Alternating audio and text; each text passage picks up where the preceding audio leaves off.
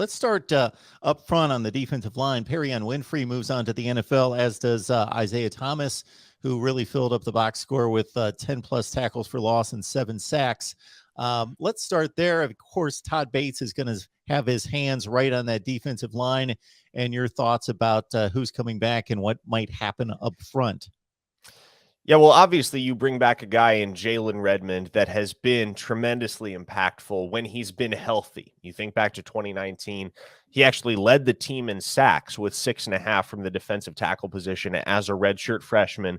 Obviously sat out the 2020 season because of some concerns about COVID-19 and the potential impact that it could have on a guy like him who had a history of blood clots. Then you come around to 2021, he misses a large chunk of the season after undergoing arthroscopic knee surgery. But towards the end of the season, he made some plays. Everybody remembers the play that has come to be known in Sooner circles as the thick six, right? The fumble return touchdown against Texas Tech, where he picked up the fumble forced by Key Lawrence and sauntered into the end zone with it very memorably.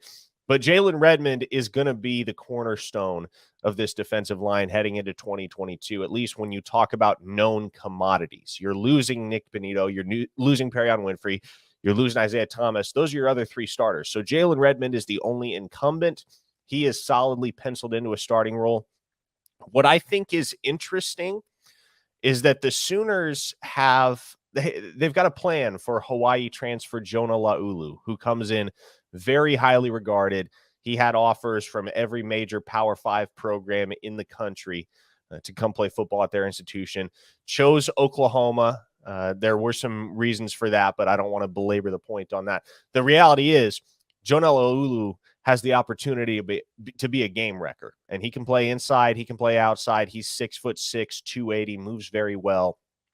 The Sooners' vision, from my understanding of it, for Jonah Laulu is for him to be Isaiah Thomas, the guy that has traditionally lined up opposite the edge rusher. And you're going to get multiple fronts in Brent Venables' scheme. It's not going to be a strictly defined 4-3 or 4-2-5 or nickel package.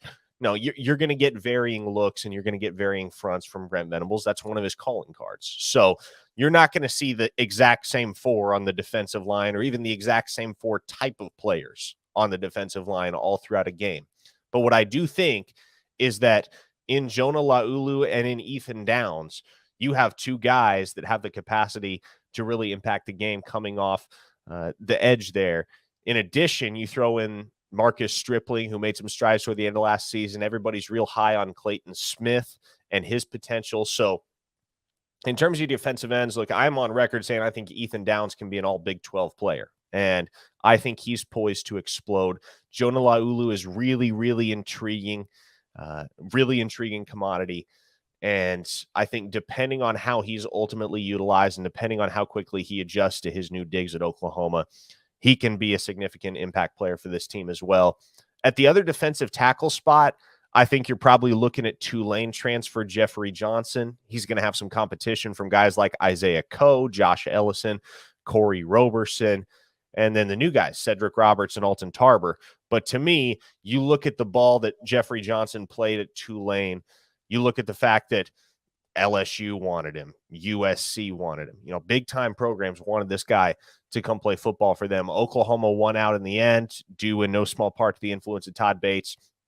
But he was one of the more highly regarded transfers, regardless of position, in this entire offseason portal cycle. So you bring in a guy like Jeffrey Johnson, you don't bring him in to be a backup. If you catch my drift on that, he's a guy that you are entering offseason workouts with the expectation that he's going to be a starter for you come the fall. And obviously he's going to have to earn it, right? If somebody like Isaiah Coe just blows everybody away and proves that he's got to be in the starting 11, well, then that may come at the expense of a guy like Jeffrey Johnson. But to me, you don't bring in Johnson unless you expect and believe that he can be a starter for you immediately. And, of course, the Sooners got a firsthand look at Jeffrey Johnson in the opener last year in a scare in Norman, 5-point game there.